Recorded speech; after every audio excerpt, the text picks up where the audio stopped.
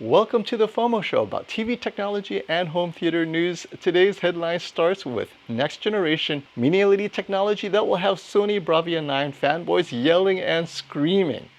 So after months of coverage, you're all well familiar with the awesomeness of the Bravia 9, but you all wanted more. You complained that it couldn't break 3000 nits. You wanted it to be brighter. You wanted even more dimming zones, and you complained that sizes need to be larger than 85 inches.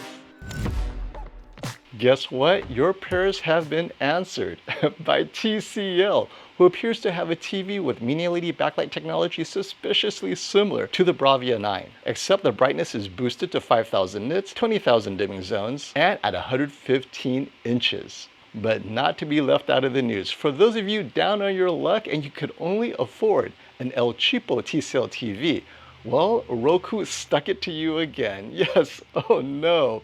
They have forced soap opera effect on all you suckers. We're going to talk about all of this and more. Today's video is brought to you by WhoKeys. Trying to build a PC on a budget but don't know where to buy your Windows software cheaply? WhoKeys to the rescue. Use my coupon code SF20 and immediate discount with a free upgrade to Windows 11. At the bottom of this order where it says code card, to the right is the product key you need to activate Windows. So copy this long number, then go to the Windows menu and click on Settings. In the Settings menu at the bottom, select Update and Security.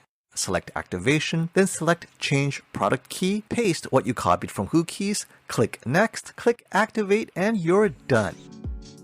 You can buy Windows 11 Pro or Office 2019 Pro with my discount code SF20. Yes, I've been using WhoKeys for the last several years on my own PC builds and it just works. And a big thank you to Flat Panels HD for covering this TV and sharing that footage from TCL's MiniLED teardown. Read that article in the video description below. So one of the most popular TVs of 2024 is the Sony Bravia 9, its flagship MiniLED TV for this year. And one of the reasons it's so popular is because of its image quality, and the biggest reason why its image quality has been elevated to such a degree is because of its new MiniLED backlighting system. Specifically, it's a 22-bit backlighting system, and if you've seen my coverage, you'll see the teardowns and how this backlight system allows the TV to look very OLED-like, individually controlling each LED and the brightness level of the LED, which allows the TV to look very similar to OLED TVs, right? Unique to the Bravia 9 is this technology. I have not seen it on any other mini LED TV. And I wondered to myself, who developed this technology? Because we know Sony itself is not a panel manufacturer. It has to partner with a panel manufacturer, whether it's BOE, CSOT, AUO, it doesn't matter. Someone is building this special mini LED backlight system, or this 22-bit system, and whoever is building it, well, why aren't they selling it to anybody else? Why is the Bravia 9 by Sony the only TV model to have this technology? And then we saw it somewhere else. After reading the Flat Panels HD review of this TCL TV, I noticed that the article is very specific in how it described that MiniLED backlight, suspiciously similar to how the Bravia 9 is doing it, and more similar still, they did a teardown just like the Bravia 9.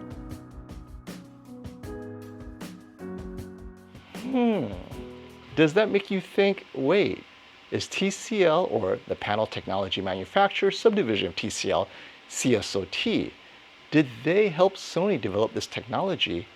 Well, we know this for sure. If Sony developed it by itself, the Bravia 9 would be way more expensive than it is right now.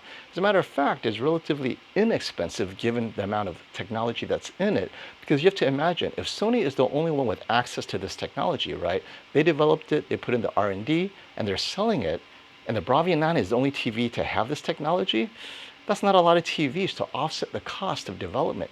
However, if Sony developed it in conjunction with TCL CSOT, CSOT takes on the burden of development, manufacturing, the cost, and they give Sony maybe an exclusive right to the sizes between 65-inch and 85-inch, leaving TCL to sell the 115-inch TV, and maybe a year from now, 2 years from now, TCL can then offset its cost of development by giving itself access to the 65, 75, 85-inch sizes, right? Smaller sizes than 115, maybe the next generation QM8 in 2025 will have access to this mini LED backlighting system. Now remember, the backlighting system alone, right? The mini LED, how great it is, it's not enough, because if you read the review, and I recommend you do, what Rasmus noticed is that the software algorithm still needs work, whereas Bravia 9's software and image processing has nailed it, right? They did a great job taking that mini LED backlighting system, combining it with the image processing to create this amazing image.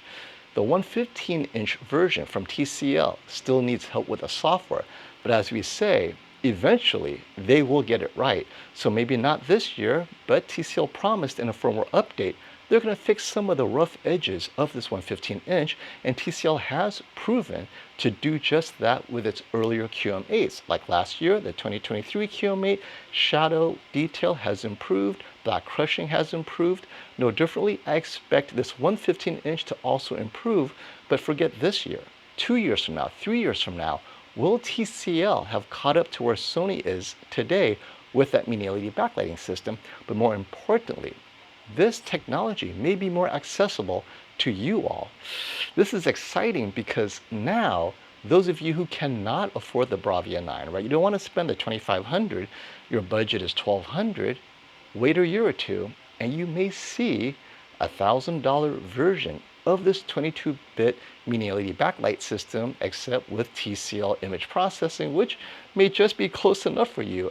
But moving on to those of you who can't afford a $15,000 plus TV, get this. The cheaper TCL TVs with a Roku operating system, they received an update, and now you are forced to watch everything with the soap opera effect. No, not being forced to watch soap operas, but that actual motion smoothing that makes everything look like a soap opera, right? So I think it's fine for sports and whatnot, but for normal cinema, normally we don't like the soap opera effect. Well, guess what? You have no choice. These TVs didn't even have motion smoothing as an option before. Now you cannot even turn it off.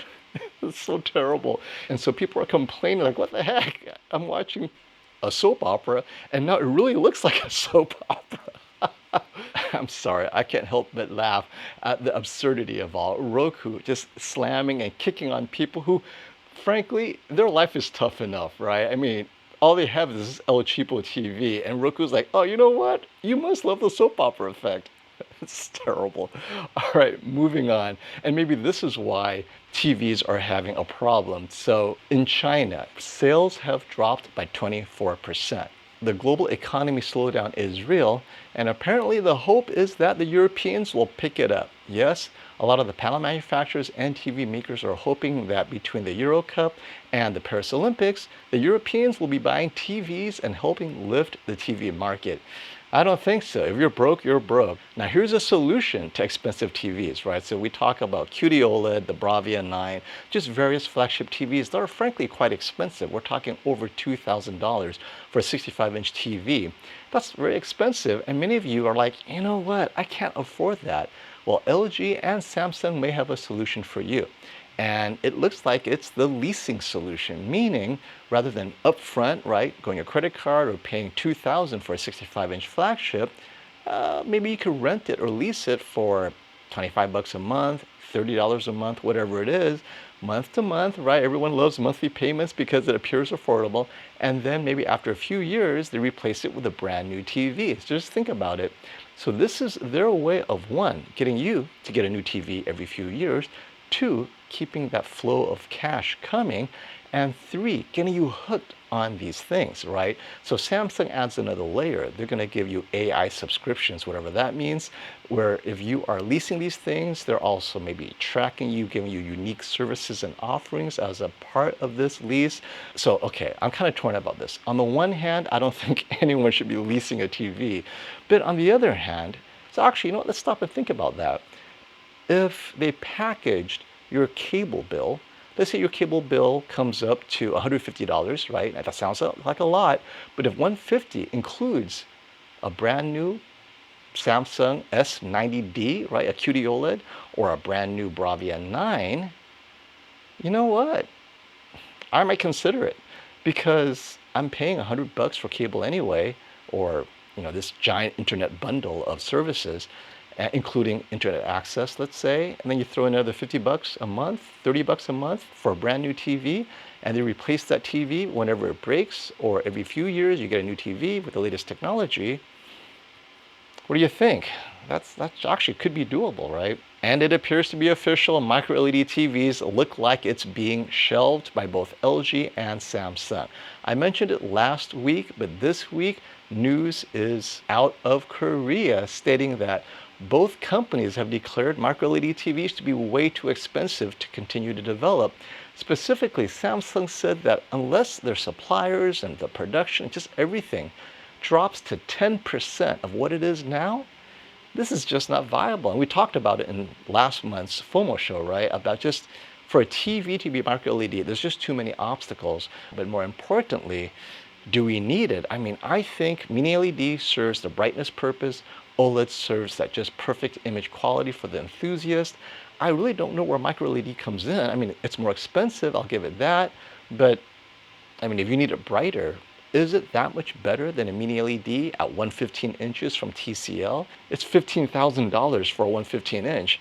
A 115 MicroLED right now is still way over $80,000, and it needs to drop to 10% of what it costs to make it now? That's not happening anytime soon. But again, are you guys holding out for MicroLED?